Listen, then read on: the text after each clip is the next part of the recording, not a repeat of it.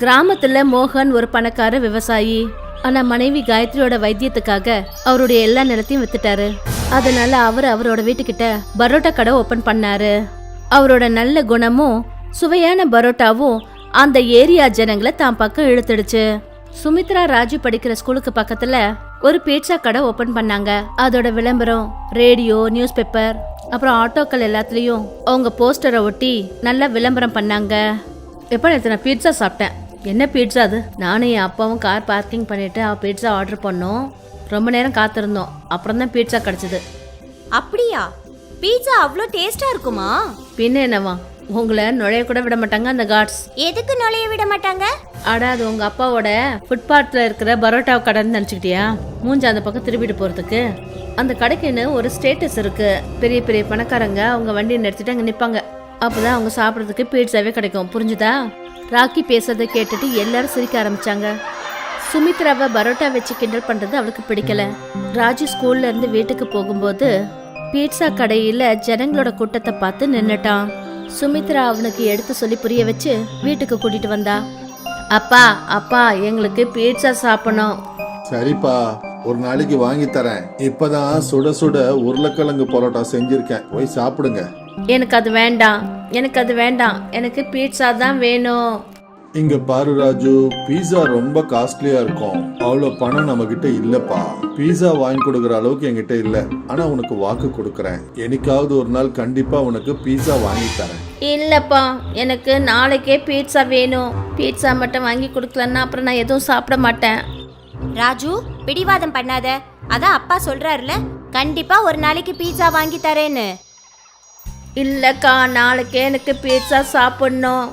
Pizza எவ்வளவு சுவையா இருக்கும்ன்றத ராக்கி என்ன தானே ஸ்கூல்ல சொன்னாரு. இங்க பாரு ராஜு, அவன் டாக்டரோட பையன். அவங்க கிட்ட நிறைய பணம் இருக்கும். போய் சாப்பிடு. பரோட்டாவை சாப்பிட்டுட்டு பசங்க தூங்கிட்டாங்க. ஆனா மோகன்லாலுக்கு கவலை நல்ல தூக்கமே வரல. அவர் தன்னோட ஏழ்மையை நினைச்சு வருத்தப்பட்டாரு. அதாவது தன்னால எதுவும் முடியலையே, தான் குழந்தைங்க ஆசைப்படுற ஒரு சின்ன விஷயத்த கூட அவரால் வாங்கி கொடுக்க முடியல. அதை நினைச்சு அவர் கண்ணில் கண்ணீர் வந்தது. யோசிச்சு அப்படியே அவர் தூங்கிட்டாரு.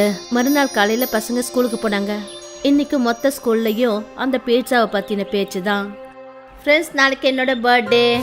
அப்புறம் நாளைக்கு என் சார்பா நாளைக்கு சாயந்தரம் எல்லாருக்கும் பீட்சா பார்ட்டி. நாளைக்கு சண்டே, அப்புறம் ஸ்கூலுக்கும் லீவு. நாளைக்கு சாயந்தரம் எல்லாரும் நல்ல நல்ல ட்ரெஸ் போட்டுக்கிட்டு வந்துருங்க. ஓகே அண்ணா, நாங்களும் வரட்டுமா? எங்களை நீங்க கூப்பிடவே இல்லை. இல்லை, நீங்களாம் அங்கே வர முடியாது. அங்கே வரவங்கெல்லாம் பெரிய பெரிய ஆளுங்க, ஒரு ஸ்டேட்டஸில் உள்ளவங்க வருவாங்க. நீங்கள் வெறும் பரோட்டாவை சாப்பிடுங்க.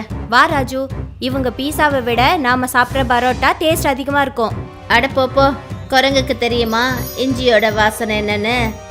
ஸ்கூலுக்கு வெளியில பீட்சா போஸ்ட் போட்டிருக்குல்ல, அதையே பார்த்துட்டு இருங்க, பரோட்டாவை சாப்பிடுங்க. பீட்சா சாப்பிட்ற மாதிரி நினச்சிக்கோங்க. ராக்கி, அப்படிலாம் பேசாத. வா சுமித்ரா, இவன் எப்பவுமே இப்படித்தான் பேசுவான். ராஜியோட போட்டோவை பார்த்துட்டு பரோட்டா சாப்பிட்ற விஷயத்த பார்த்து எல்லாரும் சிரிச்சாங்க. சுமித்ராவுக்கும் ராஜுக்கும் அது ரொம்ப கஷ்டமா இருந்தது. 2 பேரும் வீட்டுக்கு வந்துட்டாங்க. ஏன்பா ராஜு, ஏன் மூஞ்ச உம்முன்னு வச்சு நிக்கிற? அது அப்பா, விஷயம் என்னன்னா, நாளைக்கு ராக்கியோட பிறந்த நாள். எல்லாரையும் வர சொல்லியிருக்கான். ஆனா எங்களை கூப்பிடல. அங்க பெரிய பெரிய ஆளுங்க தான் வருவாங்களாம். இவ்வளவுதான் விஷயமா? நாளைக்கு உங்களுக்கு சூப்பரான ஆலு பரோட்டா செஞ்சு கொடுக்குறேன் பாருங்க. அப்புறம் நாமெல்லாம் பார்ட்டி பண்ணுவோம். எனக்கு பரோட்டா எல்லாம் ஒண்ணும் வேணாம். நான் பீட்சா தான் சாப்பிடுவேன். எனக்கு பீட்சா தான் வேணும். கண்ணா, நான் தான் சொன்னேன்ல, இப்போ என்கிட்ட உங்களுக்கு ஃபீஸ் கட்டுறதுக்கே கையில பணம் இல்லப்பா. பீஸா நான் எங்க இருந்து வாங்கி கொடுக்க முடியும்? இப்படி சொல்லிட்டு மோகன்லால் தனக்கு தானே அழுதுகிட்டு வீட்டுக்கு வெளியில ரொம்ப வேதனையோட கிளம்பிட்டாரு. ராஜு, அப்படி நீ சொல்லக்கூடாதுடா. பீட்சா வேணும்னு பிடிவாதம் பண்ணாத. நமக்கு பணம் வரும்போது நிச்சயமா நம்ம போய் பீட்சா சாப்பிடலாம். இத்தனை நாள் நம்ம கையில பைசா இருந்துச்சா என்ன? எல்லாம் புதுசு புதுசா ட்ரெஸ் போட்டுக்கிறாங்க. ஆனா நம்ம 2 வருஷமா ஒரே ட்ரெஸ் தான் போட்டுட்டு இருக்கோம். நம்மளால என்னைக்குமே பீட்சா சாப்பிட முடியாதாக்கா? அப்படியெல்லாம் இல்லப்பா, நாம நிச்சயமா ஒரு நாளைக்கு பீட்சா சாப்பிடுவோம். அன்னைக்கு ராத்திரி ராஜு சாப்பிடவே இல்லை. வீட்டுல யாருமே சாப்பிடல. காலையில மோகன்லால் எழுந்து மார்க்கெட்டுக்கு போயிட்டாரு. திரும்பி வந்து பார்த்தாரு, ராஜு இன்னமும் தூங்கிக்கிட்டு இருந்தான். சுமித்ரா சொல்லிதான் தெரிஞ்சுக்கிட்டாரு அவன் இன்னமும் அழுதுகிட்டே இருக்கான்னு. சாப்பிட கூட இல்லைன்னு சொன்னான். எழுந்திருக்கண்ணா, நான் உங்களுக்கு இன்னைக்கு பரோட்டா பீஸா செஞ்சு தரேன். சரி எழுந்துரு. அப்பா, அதை நான் சொல்லிட்டேன்ல, பீட்சா நீங்க வாங்கி கொடுக்குற வரைக்கும் நான் எதுவுமே சாப்பிட மாட்டேன். மோகன்லால் பரோட்டால சீஸ் ஃப்ரூட் சாலட்ஸ் போட்டு பீட்சா பண்ணாரு. ஆனா எவ்வளவு சொல்லியும் ராஜு சாப்பிடவே இல்லை. ராஜுவை சமாதானப்படுத்துறதுக்கு சுமித்ராவும் முயற்சி பண்ணா. ஆனாலும் அவளால முடியல. இன்னைக்கு மறுபடியும் எல்லாருமே பட்னியோட படுத்தாங்க. பாதி ராத்திரில ராஜுக்கு பயங்கரமா பசிச்சது. அவன் கிச்சனுக்கு போய் அங்க இருந்த பரோட்டா பீட்சாவை சாப்பிட்டான். அது அவனுக்கு ரொம்ப நல்லா இருந்தது.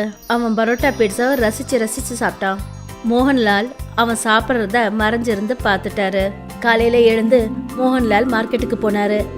திரும்பி வந்து சுமித்ராவை கூப்பிட்டாரு. சுமித்ரா, அம்மா சுமித்ரா, இதோ வந்துட்டேப்பா. இந்தம்மா பணம். ஸ்கூல்ல இருந்து வரும்போது பீஸா வாங்கிட்டு வா. அப்பா, ஏதுப்பா இந்த பணம்? அது எங்கேருந்தோ வந்துச்சு. அப்புறம் நான் டிஃபன்ல பரோட்டா பீஸா வச்சிருக்கேன், ஞாபகமா சாப்பிடுங்க. சுமித்ரா வீட்டுல இருந்து ஸ்கூலுக்கு கிளம்பி போகும்போது அப்பாவோட சைக்கிள் வாசல்ல இல்ல. அவ யோசிக்கிறதுக்கு நேரம் ஆகல. அப்பா சைக்கிளை வித்து பணத்தை கொடுத்து தெரிஞ்சுக்கிட்டா. சுமித்ராவும் ராஜுவும் ஸ்கூலுக்கு போனாங்க. ஸ்கூல்ல ராக்கி கொடுத்த பீட்சா பார்ட்டியை பத்தி தான் பேச்சு நடந்துட்டு இருந்தது. எல்லாரோட பேச்சும் பீட்சா பார்ட்டி பத்தியே இருந்தது. லஞ்ச் டைம்ல சுமித்ராவும் ராஜுவும் பரோட்டா பீட்சா சாப்பிட்டுட்டு இருந்தாங்க. அங்க ரீட்டா வந்துட்டா. அட, என்ன டிஷ் சாப்பிட்றீங்க நீங்க? இது எங்க அப்பா செஞ்சு கொடுத்தாரு, பரோட்டா பீட்சா. ஆமா, இந்த ஸ்பெஷல் டிஷ்ஷை அப்பா தான் செஞ்சு கொடுத்தாரு. இந்தா நீயும் சாப்பிட்டு பாரு, ரொம்ப டேஸ்டியா இருக்கு. அடேங்கப்பா, உண்மையிலேயே சூப்பர் பரோட்டா பீஸா. இது உண்மையிலேயே சாப்பிட ரொம்ப நல்லா இருக்கு. வாங்க இங்க பாருங்க, பரோட்டா பீஸா. நேத்து பார்ட்டியில கொடுத்த பீட்சாவை விட இது ரொம்ப டேஸ்டா இருக்கு. சுமித்ரா ப்ளீஸ், எனக்கு ஒரு பீஸ் கூட. கொடுக்குறேன். இந்தா ராக்கி, நீயும் சாப்பிடு. வாவ், உண்மையிலேயே இது எவ்வளோ டேஸ்டியா இருக்கு. பரோட்டா பீட்சா இது மாதிரி என் வாழ்க்கையில் நான் இது வரைக்கும் சாப்பிட்டதே கிடையாது. சீக்கிரத்தில் ஏரியா மொத்தமும் பரோட்டா பீட்சாவை பற்றி தான் பேச்சு. சுமித்ரா அவங்க அப்பா கிட்ட பரோட்டா பீட்சா செய்ய சொல்லி ஐடியா கொடுத்தா. இப்போ அவங்க கடையில் பயங்கர கூட்டம் வர ஆரம்பிச்சுது. பீட்சாவோட கடையில் கொஞ்சம் கொஞ்சமாக கஸ்டமர் கூட்டம் குறைய ஆரம்பிச்சுது. பீட்சா கடையை மூடுற அளவுக்கு போயிடுச்சு. அப்போ தான் ஒரு நாள் பீட்சா கடையோட முதலாளி அவரே மோகன்லாலை பார்க்க வந்தார். மோகன்லால், உங்களுடைய பரோட்டாவை பத்தி நான் ரொம்ப கேள்விப்பட்டேன். அதை நான் இன்னைக்கு டேஸ்டும் பண்ணி பார்த்துட்டேன். உண்மையிலேயே சொல்றேன், சொல்றதுக்கு வார்த்தைகளே இல்லை. சொல்ல போனா உன் கையில மாயம் இருக்குப்பா, மாயம். ரொம்ப நன்றி சார். நாம ஏன் 2 பேரும் சேர்ந்து ஒன்னா வேலை செய்யக்கூடாது? நீங்க என் கடையை பயன்படுத்திக்கங்க, நான் ஃபண்டிங் அப்புறம் மார்க்கெட்டிங்க பாத்துக்கிறேன். நமக்கு கிடைக்கிற ப்ராஃபிட்ல பாதி பாதி ஷேர் பண்ணிக்குவோம். மோகன்லாலுக்கு இந்த ப்ரொபோசல் பிடிச்சிருந்தது. 2 பேரும் சேர்ந்து தன்னோட வேலையை ஆரம்பிச்சாங்க. அதாவது பீட்சாவோட டேஸ்ட்டும் அப்புறம் நல்ல மார்க்கெட்டிங்காலையும் ரொம்ப சீக்கிரத்துல அவங்க கடை நிறைய சிட்டிங்கள்ல ஓப்பன் ஆச்சு. இப்ப மோகன்லால சேட் மோகன்லால்னு சொல்ல ஆரம்பிச்சாங்க. அவர் சிட்டில ஒரு பெரிய பங்களால இருந்தாரு. கட்மல்பூருங்கிற ஒரு ஊர்ல மகேஷ் தன்னோட மனைவி ரூபா கூட வாழ்ந்துகிட்டு இருக்கான். மகேஷ் ரொம்பவே நல்லா படிச்சவன் தான். ஆனா அந்த ஊருக்குள்ள வேலையில்லா திண்டாட்டம் இருக்கிறதுனால அவனுக்கு எங்கேயுமே வேலை கிடைக்கவே இல்லை. அதனால மகேஷும் ரூபாவும் சேர்ந்து அதே ஊர்ல பானிபூரி ஸ்டாலை ஓபன் பண்ணாங்க. அந்த ஊர்க்காரங்க எல்லாரும் அவங்களோட பானிபூரியை சாப்பிட்றதுக்காக ரொம்பவே விரும்பி வருவாங்க. கட்மல்பூர்ன்ற ஊரு சிட்டிக்கு பக்கத்திலேயே இருக்கிறதுனால ஊர்க்காரங்களுக்கு சிட்டியோட பீஸா பர்கர் ரொம்பவே பிடிச்சி போயிட்டு இருந்தது. இதனால அவங்களோட பானிபூரி சேல்ஸ் கம்மியாயிடுச்சு. மகேஷும் ரூபாவும் ரொம்பவே கவலையா இப்படி யோசிச்சுட்டு இருந்தாங்க. பாத்தியா ரூபா, இன்னைக்கும் நமக்கு வியாபாரம் நல்லபடியாக நடக்க மாட்டேங்குது. ஒரு தடவை எனக்கு பயமா இருக்கு, நாம வீதிக்கு வந்துருவோம்னு. ஏங்க இதுக்காகெல்லாம் கவலைப்படுறீங்க? இன்னைக்கு நல்ல லாபம் வந்துச்சுன்னா அடுத்த நாள் கொஞ்சம் நஷ்டத்தை பார்த்து தானே ஆகணும். அதுதானங்க பிஸ்னஸ்ல எப்பவுமே நடக்கும். நாம எதுக்கு சிட்டியோட பீஸா அப்புறம் பர்கர் எல்லாம் பண்ணக்கூடாது? அதில் நமக்கு நல்ல வியாபாரம் ஆகும், புதுசாக ஏதாச்சும் பண்ண மாதிரி இருக்கும். மகேஷ் ரூபா கிட்ட இன்னொரு வியாபாரத்தை பத்தி பேசினதுமே ரூபாக்கு ரொம்பவே கோபம் வந்தது. நாம இன்னொரு விஷயத்த பண்ண வேண்டிய அவசியம் இல்லை. ஏற்கனவே நீங்க பால் வியாபாரத்தை ஆரம்பிச்சிருந்தீங்க, அதுவா ஃப்ளாப் ஆயிடுச்சு. அதுக்கான கடனை நாம எத்தனையோ வருஷம் கட்டினோம். இனி வேற எந்த பிரச்சனையும் வேண்டாம் எனக்கு. சரி சரி, நீ சொன்ன மாதிரி ஆட்டம். கஸ்டமர் வந்திருக்காங்க, அவங்களுக்கு பானிபூரி கூட. நான் மிச்சம் எல்லாத்தையும் எடுத்துட்டு வரேன். சிட்டி கிராமத்துக்கு ரொம்பவே பக்கத்தில் இருக்கிறதுனால கிராமத்துக்காரங்க சிட்டியில் அவங்களுக்கு பிடிச்ச சாப்பாட்டை சாப்பிட்டு வந்துருவாங்க. இதனால மகேஷோட கடைக்கு யாருமே வரதில்லை. பாத்தியா ரூபா, நான் உங்ககிட்ட சொன்னேன் நாம வேற ஏதாச்சும் பண்ணணும்னு. இப்போ பாரு, பானிபூரி யாருமே வாங்க மாட்டாங்க. இதுக்கான தீர்வை நாம கண்டுபிடிச்சே ஆகணும். வாங்க, இன்னைக்கு கஸ்டமர்ஸும் இல்ல, நாம சீக்கிரமா வீட்டுக்கு போலாம். மகேஷும் ரூபாவும் கடையை சாத்திட்டு வீட்டுக்கு போயிட்டு இருக்கும்போது அந்த வழியில இருக்கிற மார்க்கெட்ல ஒரு பீஸா கடையை பார்த்தாங்க. அந்த கடையில யாருமே இல்லாததை பார்த்து அவங்க 2 பேரும் அந்த கடைக்கு போனாங்க. அந்த கடைக்குள்ள தீபக்கும் அவரோட மனைவி நீலமும் வியாபாரம் சரியா ஓடாததால ஓட்டிட்டு இருந்தாங்க. இத பார்த்து மகேஷ் தீபக் கிட்ட இப்படி சொன்னான். என்ன தீபக் அண்ணே தனியா இருக்கீங்க? மகேஷ் வா வா வாப்பா. வியாபாரம் எப்படிப்பா நடக்குது உனக்கு? இங்க வியாபாரமே இல்லப்பா. காலையில இருந்து போனி கூட ஆகல. அண்ணா எங்களுக்கும் வியாபாரம் ஆக மாட்டேங்குது, அதனால க்ளோஸ் பண்ணிட்டு வீட்டுக்கு போறோம். மகேஷும் ரூபாவும் தீபக் கிட்ட பேசிட்டு அவங்களோட வீட்டுக்கு போனாங்க. தீபக்கோட பிஸா கடையோட நிலைமைய பார்த்து மகேஷ் ரொம்பவே கவலைப்பட ஆரம்பிச்சிட்டான். நீ பாத்தியல்ல, யாருக்குமே வியாபாரம் இல்ல, பீஸாவும் இல்ல, பானிபூரியும் இல்ல. நாம இப்போ என்ன பண்றது? வீட்டு செலவை எப்படி பாக்குறது? என்கிட்ட ஒரு பிளான் இருக்குங்க. நீங்க போய் தீபக் அண்ணன் கிட்ட இருந்து பீஸா வாங்கிட்டு வாங்க. நம்ம கிட்ட பானிபூரி செய்யறதுக்கான நிறைய பொருட்கள் மிஞ்சி இருக்கு. அவர்கிட்ட இருந்து பீஸா வாங்கி நாம பீஸா பானிபூரிய தயார் செஞ்சு விற்கலாம். இத ஊர்க்காரங்க யாருமே சாப்பிட்டு இருந்திருக்க மாட்டாங்க. பீஸா பானிபூரி அதே பிடி. பீஸா பானிபூரிங்க. நாம பானிபூரிக்குள்ள பீஸா ஃப்ளேவரையும் அப்புறம் அதோட மசாலாவையும் போட்டு விற்கலாங்க. நீங்க பாத்துக்கிட்டே இருங்க, நம்மளோட கடை ரொம்ப நல்லா ஓடும். வியாபாரம் நடக்கணும். நீ உங்க அம்மா வீட்டுக்கு போய் ரொம்ப நாட்களாச்சே. மகேஷ் ரூபாவோட பேச்ச கேட்டுக்கிட்டு தீபக்கோட கடையில இருந்து பீஸாக்கு தேவைப்படுற பொருட்களை எல்லாத்தையும் வாங்கிட்டு வந்தான். அப்புறம் ரூபா சொன்ன மாதிரியே மகேஷ் பீஸா பானிபூரிய தயார் செய்ய ஆரம்பிச்சிட்டான். அப்புறம் பார்த்துட்டு இருக்கும் போதே சாயந்தரம் நேரமும் ஆயிடுச்சு. இங்க பீஸா பானிபூரியும் ரெடி ஆயிடுச்சு. அந்த பீஸா பானிபூரியோட அழக பார்த்து 2 பேரும் ரொம்ப சந்தோஷப்பட்டாங்க. பாரு, இவ்வளோ அழகா இருக்கு. நான் சாப்பிட்டு கூட பார்த்தேன்.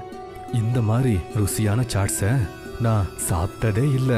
பொண்டாட்டி, நம்ம வாழ்க்கை மாறப்போகுது. ஏங்க ரொம்ப எக்ஸைட் ஆகாதீங்க. பாருங்க, கஸ்டமர்ஸ் வரதுக்கான நேரமும் ஆயிடுச்சு. எல்லாம் நல்லபடியா நடந்தா போதுங்க. அந்த நேரத்துல அவங்களோட கடைக்கு ஒரு வயசானவரும் அவரோட பையனும் வந்தாங்க. அவங்க பிஸா பானிபூரிய சாப்பிட்டு இப்படி சொன்னாங்க. அடு, இவ்வளோ ருசியான பானிபூரி நம்ம கிராமத்துலயா? இது ரொம்ப ருசியா இருக்கு. எப்பா, இன்னொரு பிளேட் பார்சல் பண்ணு. இத எங்க பக்கத்து வீட்டுக்காரங்களுக்கும் நான் கொடுக்க விருப்பப்படுறேன். இனி அப்புறம் என்ன, மகேஷோட பிஸா பானிபூரி சூப்பர் ஹிட் ஆயிடுச்சு. ரூபாக்கும் மகேஷ்க்கும் ஏதோ லாட்டரி அடிச்ச மாதிரியே ஆயிடுச்சு. அந்த ஊர் முழுக்க எல்லாருமே பிஸா பானிபூரி பத்தியே பேசிட்டு இருந்தாங்க. அப்புறம் மகேஷ் ஒரு பெரிய பிஸா பானிபூரிக்கான கடையும் ஆரம்பிச்சிட்டான். ஆனா இதை எல்லாத்தையும் தீபக் அப்புறம் அவனோட மனைவி நீலமால தாங்கிக்க முடியல. இத பார்த்து தீபக் கிட்ட நீலம் இப்படி சொன்னான். பாத்தீங்களா, நம்மளோட வியாபாரத்தை அவங்க எப்படி நஷ்டப்படுத்திட்டாங்கன்னு. நம்ம கடைக்கு வந்து நம்ம கிட்ட இருந்து பீஸாக்கான பொருட்களை வாங்கிட்டு நம்ம முதுகுல நல்லா குத்தி விட்டுட்டாங்க.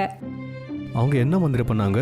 அவங்க கஷ்டப்பட்டு உழைச்சிருக்காங்க, அதனால அவங்க ரொம்ப சந்தோஷமா இருக்காங்க. நம்ம கடையும் நல்லபடியா தானே நடக்குது. செலவுக்கெல்லாம் பிரச்சனை இல்லைல்ல, எவ்வளோ போதும்பா. நீங்க என் பேச்ச கேட்டாதானே? நான் சொல்றேன்ல, நம்மளோட வியாபாரத்தை நாம இன்னும் பெருசாக்கி ஆகணும். அந்த மகேஷ் அப்புறம் ரூபாவை போலவே நாமளும் பிஸா பானிபூரியை செஞ்சு வித்தாகணும். இப்படி நம்மளும் கொஞ்சம் காசு சம்பாதிக்கலாம். அப்புறம் நம்மளும் ஒரு பெரிய கடையை ஆரம்பிச்சிடலாம். நீலம் அடம் பிடிச்சதால தீபக்கு பிஸா பானிபூரி கடையை ஆரம்பிக்க வேண்டியதாயிடுச்சு. மகேஷோட பிஸா பானிபூரி கடைக்கு நேர் எதிர்த்தாப்லயே அவங்களும் பிஸா பானிபூரி கடையை ஆரம்பிச்சிட்டாங்க. இதே விஷயம் மகேஷ்க்கும் ரூபாக்கும் தெரிய வந்ததும் அவங்க கொஞ்சம் கூட கவலைப்படவே இல்லை. அதுக்கு பதிலா மகேஷ் தீபக்கோட கடையை பார்த்து ரூபா கிட்ட இப்படி சொன்னான். தீபக் அண்ணன் கடையை திறந்திருக்காங்க. அவங்களுக்கும் பிஸா பானிபூரி ரொம்ப பிடிச்சிருக்கு போலயே. நல்லதா போச்சு, அவங்க கிட்ட தான் நாம கத்துக்கிட்டோம். எல்லாமே நல்லதுக்கு தான்.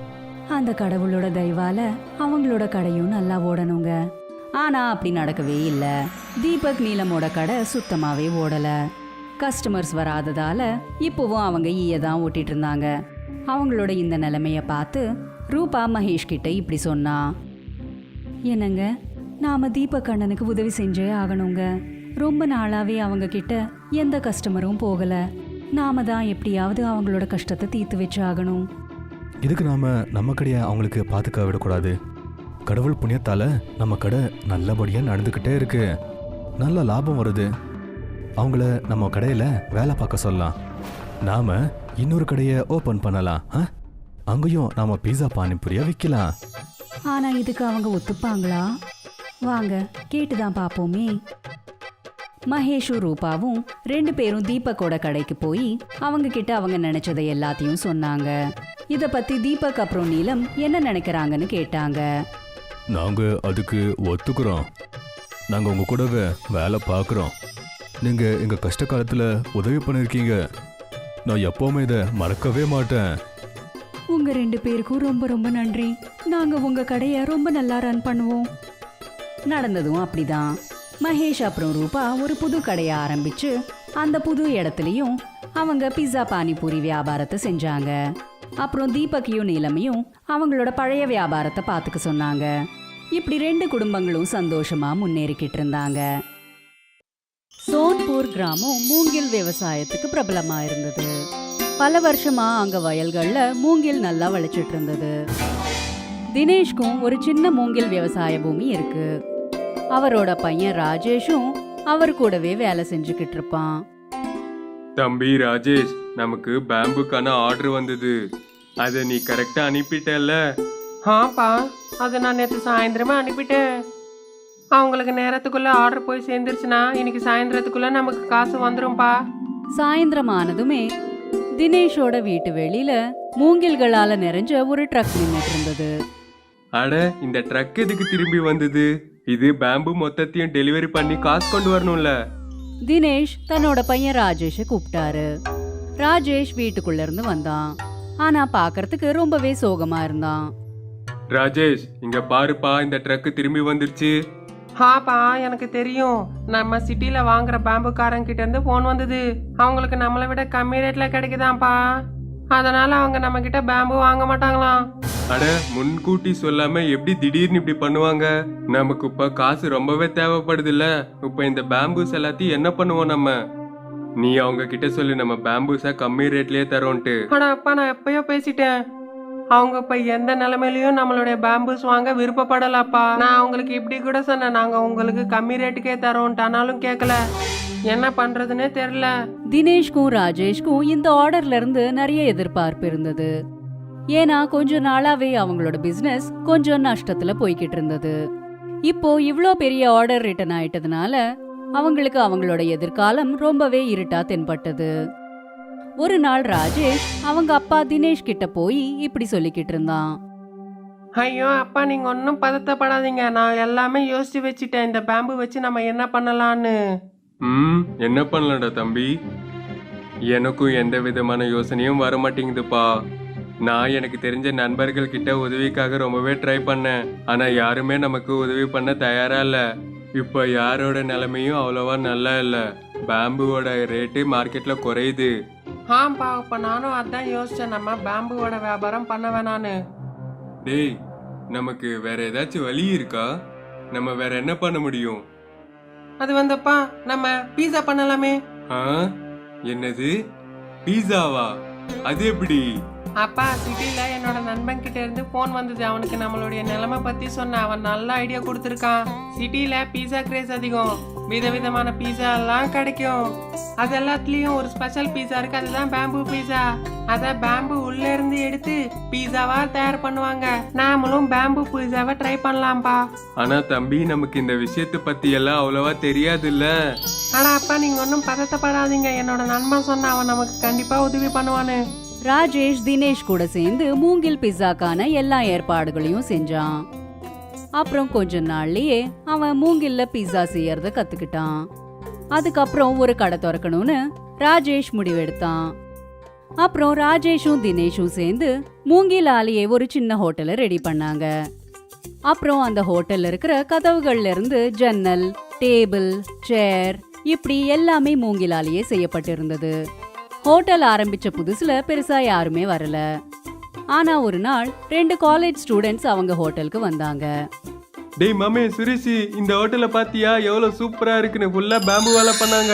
இங்க பாத்தியா, இவங்களோட ஸ்பெஷாலிட்டியே பேம்பு பீஸா வாண்டா. சரிடா மச்சான், வாடா உள்ள போலாம். போய் உங்களோட பேம்பு பீஸாவை ட்ரை பண்ணலாம். சரியா? சரிடா, நான் தான் ஆர்டர் போட போறேன். சுரேஷ் அப்புறம் விவேக் 2 மூங்கில் பிஸாவை ஆர்டர் பண்ணாங்க.